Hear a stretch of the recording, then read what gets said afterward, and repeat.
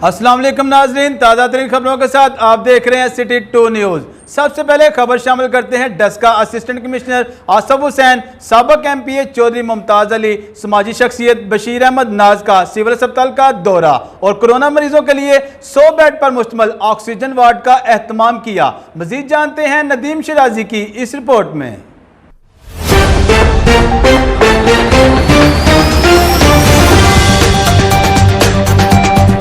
Civil अस्पताल डस्का में और यहाँ पर एसी डस्का आसफ हुसैन साहब का विज़िट है। हम उनसे जानते हैं कि ये किस हवाले से ये विज़िट कर रहे हैं। जी, अस्पताल का विज़िट था, किस मकसद के लिए था? जी, यहाँ पर हमारी डिस्ट्रिक्ट की पूरी की कल मीटिंग हुई थी, हेल्थ बॉडी की, और DC साहब ने चेयर की थी। उसमें यह डिसीजन हुआ था कि हम लोगों ने हर तहसील के अंदर कम अज़ कम कोई 100 के करीब जो है ना वो ऑक्सीजन बेड जो है ना वो फंक्शनल करने हैं। तो उसमें हमारे लोकल पार्लियामेंटेरियंस भी और जो हमारे लोकल फिलैंथ्रोपिस्ट है उनका ताउन भी हमारे साथ है, और इसके अलावा डिस्ट्रिक्ट भी हमें सपोर्ट करेगा। तो उस हवाले से आज हम ये विज़िट करने आए थे। सारा हमने देख लिया है कैपेसिटी कैसे इन्हांस कर सकते हैं, क्या क्या हमें रिक्वायरमेंट चाहिए। तो इंशाल्लाह अगले हफ्ते के अंदर हमारा प्लान है कि हम यहाँ पर 100 बेड जो ऑक्सीजन वाले हैं उनको हम लोग यहाँ पर फंक्शनल कर सकें। सर, उनका ये कहना है कि इंतज़ामिया की तरफ से हमने 100 बेड्स का लगाने का अहकाम जारी किए गए हैं जो नेक्स्ट वीक तक लगा दिए जाएंगे। जी, कैमरा टीम के साथ Nadeem Akhtar Shirazi, city 2 News Daska. Wazirabad 2 gas के धमाकों में बाप बेटी जाँ बहक, 15 अफराद जख्मी हो गए।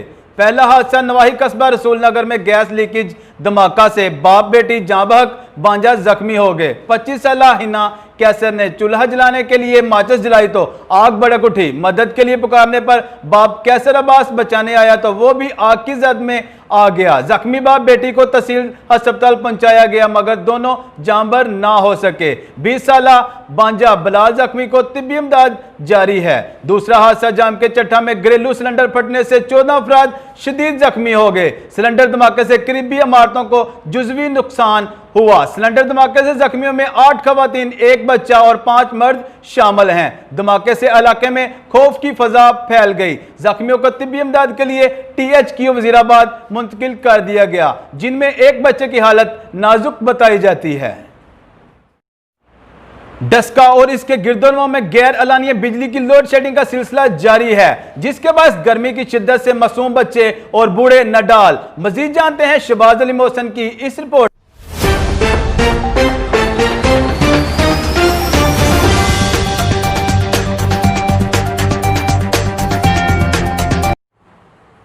डस्का और उसके गिरदोनवा में गैर अलानिया बिजली की तवील लोड शेडिंग का सिलसिला जारी है, जिसके बायस गर्मी की शिद्दत से मासूम बच्चे और बूढ़े नडाल और बिलबला उठे। शहरियों का कहना है कि घर में बिजली ना होने की वजह से घर में नहीं बैठ सकते और बाहर लॉकडाउन वाले खड़े नहीं होने देते। जाएं तो कहाँ जाएं?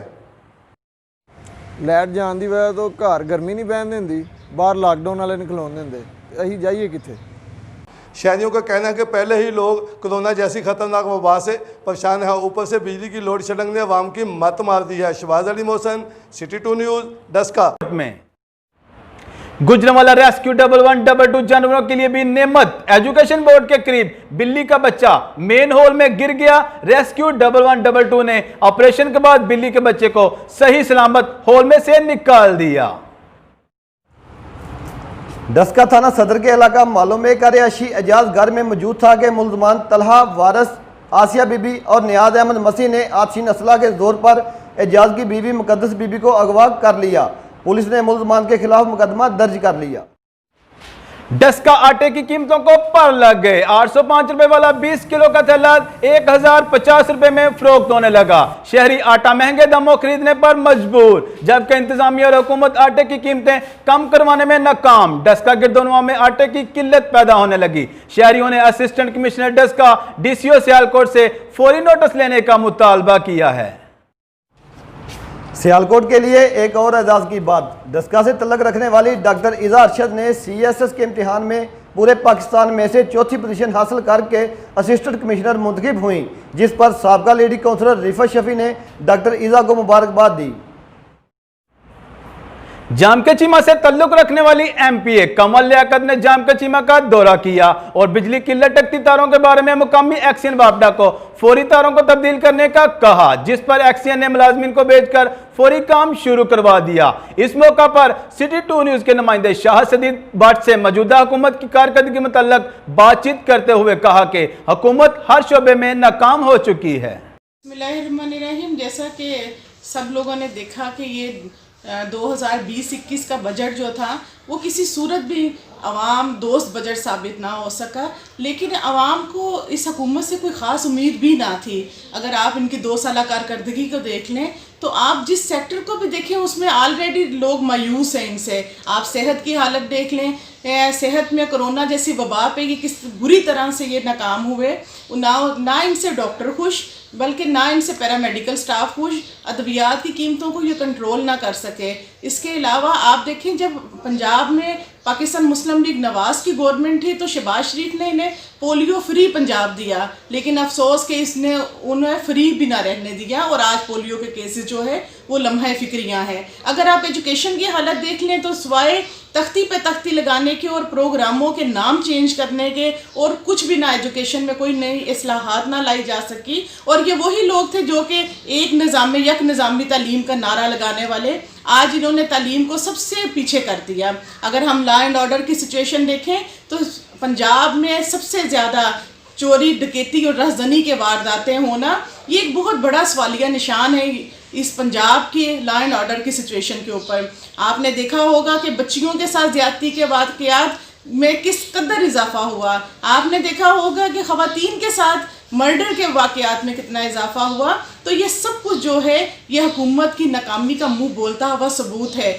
काश की हुकूमत कंट्रोल कर सकती, महंगाई के ऊपर, काश महंगाई के जिन को ये किसी सूरत काबू कर लेते, लेकिन इनकी प्राइस कंट्रोल कमेटियां कहीं नज़र नहीं आई। आपने देखा तो इनकी कहीं भी गवर्नमेंट के रेट नज़र नहीं आती है। ये मुकम्मल तौर पर महंगाई जैसे जिन को काबू ना कर सके। आज मैं अगर जाम के चीमा में बैठी हूँ तो मुझे अफसोस के कहना पड़ रहा है कि यहाँ आज भी आटे की किल्लत है। आज भी लोग जो है वो आटे के हसूल के लिए दर बदर ठोकरें खा रहे हैं। तो कहीं भी इनकी हुकूमत ने बुरी तरह से अवाम को मायूस किया है। बुरी तरह से अवाम जो है वो महंगाई की चक्की पे भी फिस रही है, वो वबा की चक्की पे भी फिस रही है, वो डकैती और राहज़नी के वाक़यात भी भुगत रही है और कहीं भी इस गवर्नमेंट से कोई भी खुश नज़र नहीं आता। और आने वाला बजट जो है वो अवाम दुश्मन बजट साबित होगा, वो ज़हर कातिल साबित होगा। किनके लिए? एक मजदूर के लिए वो जहर कातिल साबित हुआ। उन लोगों के लिए जो कि सरकारी मुलाजमिन की तनख्वाहों में इजाफा ना हुआ। जब महंगाई में इजाफा हो सकता है, महंगाई कंट्रोल नहीं हो सकती है, तो एक सरकारी मुलाजिम अपनी तनख्वाह में किस तरह रिज़्क़े हलाल कमा सकता है? तो ये सारी चीज़ें जो है इस चीज़ का मुंह बोलता सबूत है कि अब इस गवर्नमेंट को घर चले जाना चाहिए। इनकी किसी सूरत ज़रूरत ना है। और पाकिस्तान को खुशहाली की तरफ अगर कोई लेके जाता तो वो मुस्लिम लीग नवाज़ की गवर्नमेंट थी और वो इंशाल्लाह दोबारा से पाकिस्तान को बेहतर कदम साबित होंगे।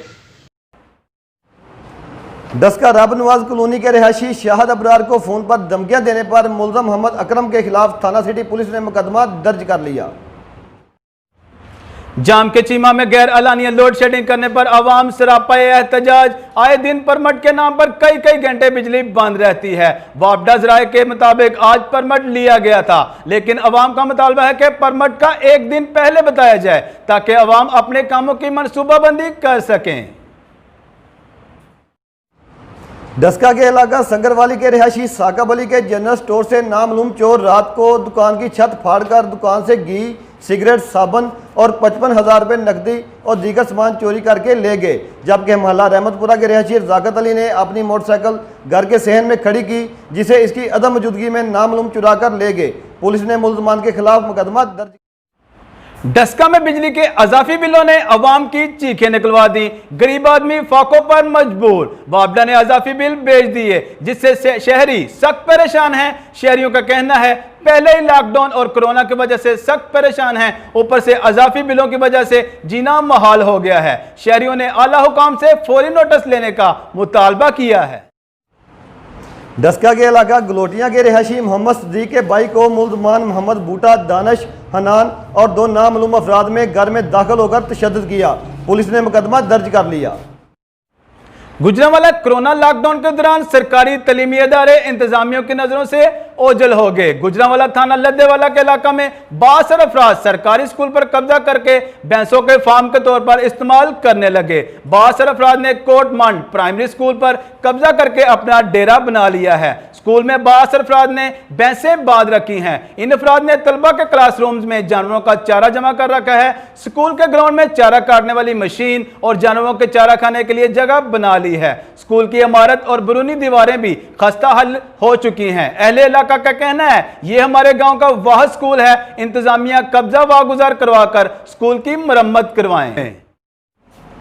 ताज़ा तरीन खबरों के लिए देखते रहिए शाम 7 बजे सिटी 2 न्यूज़ और मजीद खबरों के लिए सब्सक्राइब करें हमारा यूट्यूब चैनल। आपका होस्ट डॉक्टर बाबर मलक और मैं हूं राना इमरान हसन।